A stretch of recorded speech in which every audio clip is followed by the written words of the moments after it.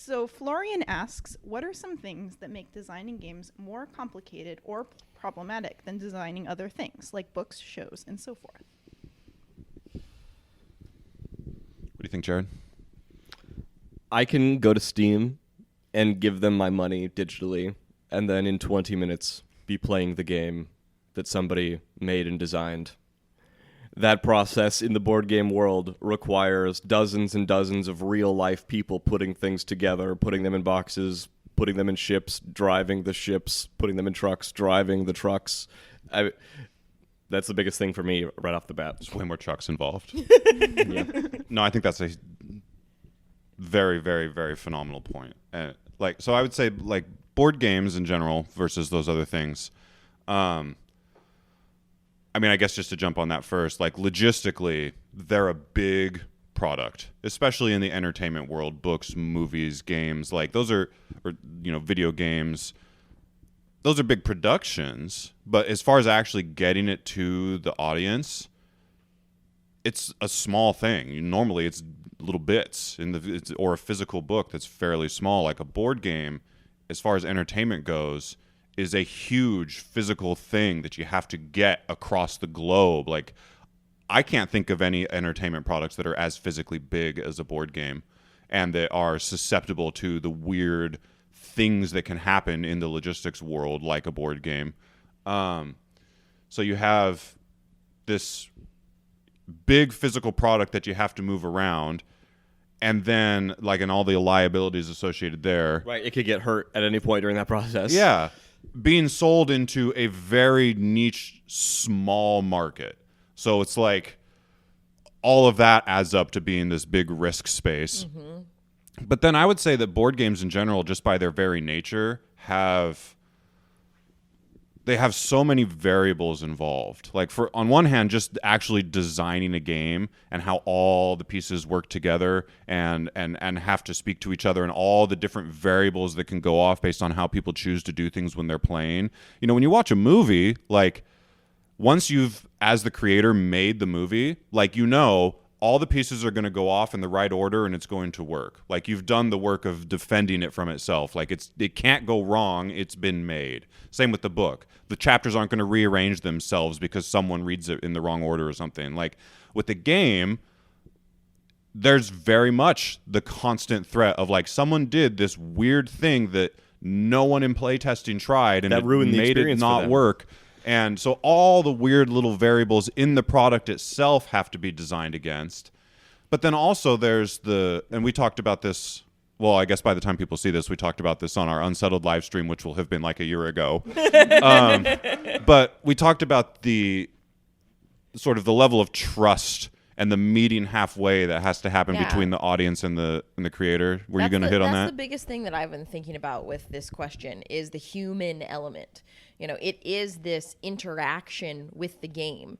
And so you have to play test with so many people and different kinds of people and think about different kinds of players and how they're going to come to the game, what they're going to bring to it. You don't have that nearly as much in these other mediums that are just presented to you, because here you've got somebody actually interacting with the medium. And that human element, that variable, creates so much more complexity. Totally. Like with narrative, we talked about this on the other show.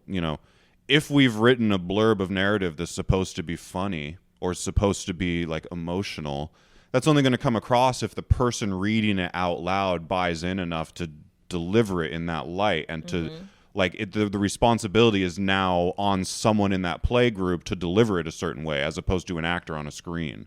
And just people can mess up rules, and part of that is on us to make the rule set make sense and to have explained it well. But you don't run into a situation with a movie where someone's trashing on some new film because because they left it on mute the whole time. And so this movie sucked. We had a terrible experience. It's like, well, you screwed it up. Like that, that doesn't happen with movies in the way that it can with games, where it's just like you totally misinterpret the rules and play it wrong, and then you have a bad experience, and it's the game's fault. I just keep thinking about how important and how many people ask for the FAQs section and where's the updated rules. And can you imagine if you went to a movie and then you're like, I want to check out the FAQ page on there. I've got questions about this movie. And if they don't have to build these big sections of question and answers because it's not a thing. It's showed to you the end. Because the audience is not as much of a variable that messes with the thing. Yes. Yeah. So, yeah, it's questions like this are hard for me to just answer straightforward. Like, I want to spin it into sort of a positive place. Yes. Which I'm going to fight doing. I Okay. think we can all assume how I might do that. Okay.